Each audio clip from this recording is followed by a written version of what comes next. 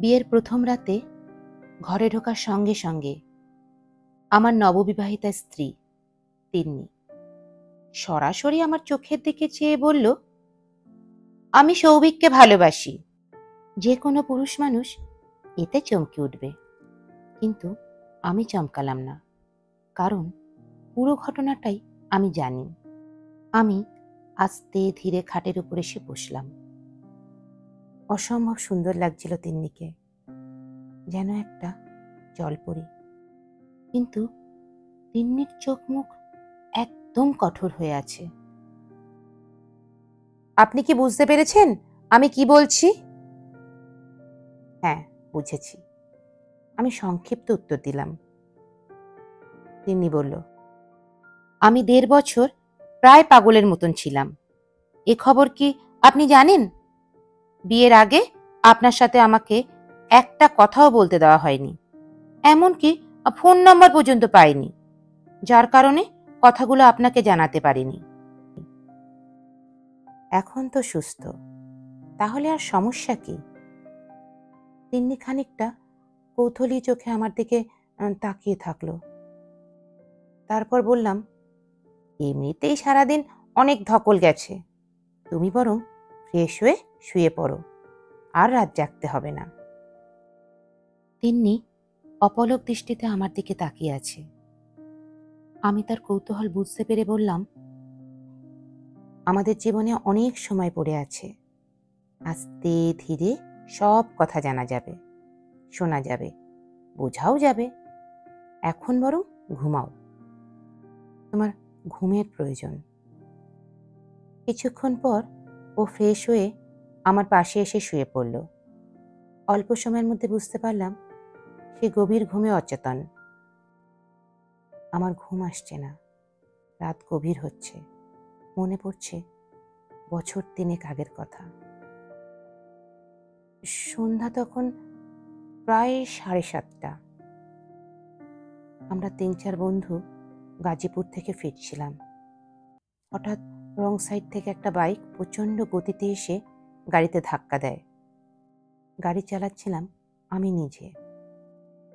ঘটনাটা এত দ্রুত ঘটে যায় যে আমি পুরোপুরি স্তব্ধ হয়ে গেলাম। বন্ধুরা সমানে বলে চলল, দ্রুত পালিয়ে যেতে।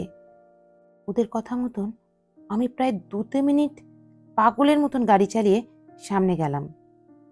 কিন্তু তারপর যেন বিবেক জাগ্রত হলো আবার। গাড়ি ঘুরিয়ে পিছনে এলাম। বন্ধুরা গালিগালাজ করতে লাগলো, বিপদে ফেঁসে যাব, থানা পুলিশ হবে, হাবি যাবি, আরো অনেক কিছু। শেষ পর্যন্ত আবার ওরাই সাহায্য করলো। বাইকে একটি মেয়ে আর একটি ছেলে ছিল। হ্যাঁ, ওই মেয়েটি তিন্নি। আমরা হাসপাতাল পর্যন্ত নিয়ে গেলাম, কিন্তু সত্যি বলতে কি, আমি তখন অনেক ভয় পাচ্ছিলাম।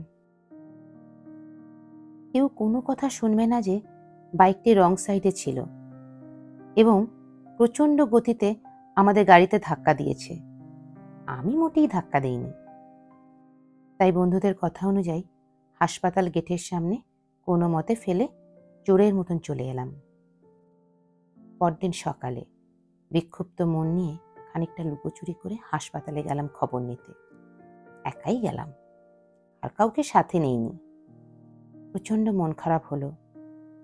ছেলেটি মারা গেছে। মেয়েটির অবস্থাও আশঙ্কাজনক, মাথায় প্রচণ্ড আঘাত পেয়েছে। আমার কিছু করার ছিল না।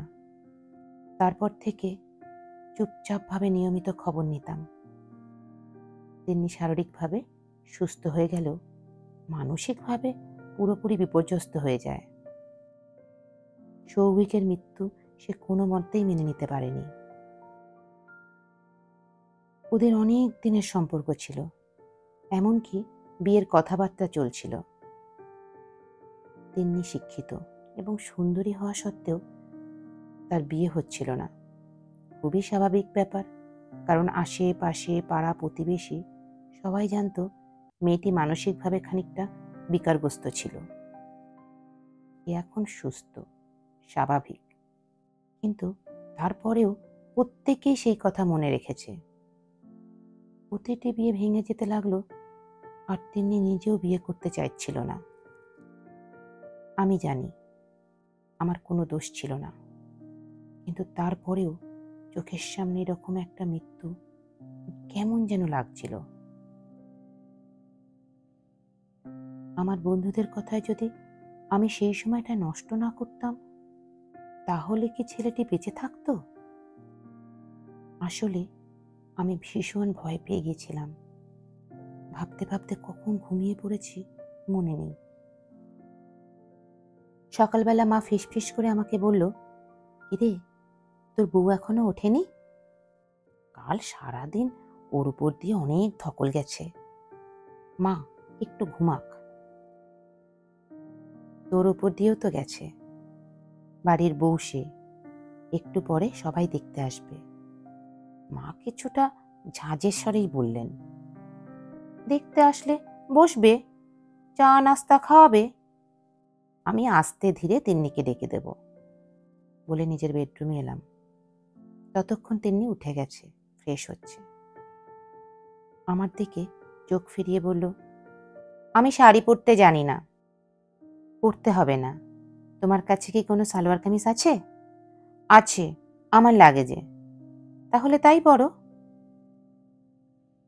তিন্নির চোখ মুখে অনেকটাই কৌতূহল। মেহমানদের সামনে তিন্নি খুব সহজ, সাধারণ আর স্বাভাবিক আচরণ করল। যদিও মা আমাকে এক পাশে ডেকে নিয়ে বললেন, নতুন বউ গয়নাগাটি ছাড়া সালোয়ার কামিজ পরে বসে আছে, এটা কেমন কথা? যত মডার্নই মেয়ে হোক না কেন। আমি দূর থেকেই মাকে দেখালাম তিন্নি কেমন প্রাণোচ্ছলভাবে মেহমানদের সাথে কথা বলছে, এবং ওরাও কথা বলে খুব অসন্তুষ্ট বলে আমার মনে হলো না। মা শোনো, আমরা গ্রামের বাড়িতেই থাকবো 1-2 দিন, তারপর তো চলেই যাব। তুমি প্লিজ শাশুড়ি বউ ড্রামাটা করো না, দোহাই লাগে। মা আমার মুখের দিকে তাকিয়ে হেসে ফেলল। আচ্ছা, যা করব না, তোদের সুখেই আমার সুখ। তিন্নিকে নিয়ে নিজের ফ্ল্যাটে ফিরে এলাম। শুরু হলো আমাদের একান্ত জীবনযাপন। তিন্নি মাঝে মাঝে সৌভিকের কথা বলে। স্বামী হিসেবে আমার ঈর্ষান্বিত হওয়া উচিত, কিন্তু কেন যেন আমার খুব কষ্ট লাগে। আমাকে কষ্ট পেতে দেখে ওর কৌতূহল দ্বিগুণ বেড়ে যায়। আচ্ছা, আমি যে আমার বয়ফ্রেন্ডের কথা বলি, তোমার খারাপ লাগে না? না, প্রথম ভালোবাসা ভোলা যায় না। তোমার কেউ ছিল? ছিল, কিন্তু তার গল্প তোমার সাথে আমি করব না। সে আমাকে ধোঁকা দিয়েছে। আসলে আমার জীবনে কোনো প্রেম ছিল না। এখন যদি তিন্নিকে আমি এটা বলি, ও স্বাভাবিকভাবে হয়তো নেবে না। ওর মনে হবে আমি কোনো কিছু লুকাচ্ছি, তাই এই মিথ্যাটা বলতেই হলো। আমার প্রথম ভালোবাসা তিন্নি, জমাট বাঁধা সেই ভালোবাসা ধীরে ধীরে ছড়িয়ে ছিটিয়ে পড়েছে তিন্নিকে ঘিরে। জানি না ও আমাকে কখনো ভালোবাসতে পারবে কিনা, কিন্তু আমাদের সম্পর্কটা অনেকটাই সহজ, স্বাভাবিক হয়ে গেছে। এই জন্য আমাকে অনেক স্যাক্রিফাইস করতে হচ্ছে। মাঝে মাঝে গভীর রাতে তিন্নি কেঁদে ওঠে, ওকে আমি সান্ত্বনা দিই। ও নিজেও ব্যাপারটা বুঝতে পেরে তখন চুপ করে যায়। চারিদিকে ঝিঝি পোকা ডাকছে। আমি আর তিন্নি বসে আছি ব্যালকনিতে। অন্ধকার, নিকষ রাত, 2-1টা তারা জ্বলজ্বল করছে। মানুষ মরে গেলে নাকি তারা হয়ে যায়, এটা কি সত্যি তিন্নি? জানি না, তবে মরে যাবার পর আফসোস করাচ্ছে পাশে বসে থাকা মানুষটিকে গুরুত্ব দেওয়া বোধ হয় জীবনে বেশি মূল্যবান। আমি তিন্নির দিকে তাকালাম। আলো আধারিতে শ্যামবরণ মেয়েটিকে অপূর্ব লাগছে। তিন্নি একটু করে হেসে আমার কাঁধে মাথা রাখল। আমার ইচ্ছে করছিল তিন্নিকে সমস্ত ঘটনা খুলে বলি, কিন্তু পরক্ষণেই মনে হলো থাক না, কিছু অজানা কথা। মেয়েটা এইমাত্র বাঁচার স্বপ্ন দেখা শুরু করেছে। হঠাৎ করে তার বেঁচে থাকার স্বপ্ন আমি কেড়ে নিতে পারি না। আমি যে তাকে বড্ড বেশি ভালোবাসি। লেখাটি ফেসবুক থেকে সংগৃহীত। কণ্ঠে আমি সঞ্চারী, মিউজিকে শুভ্রা পাল।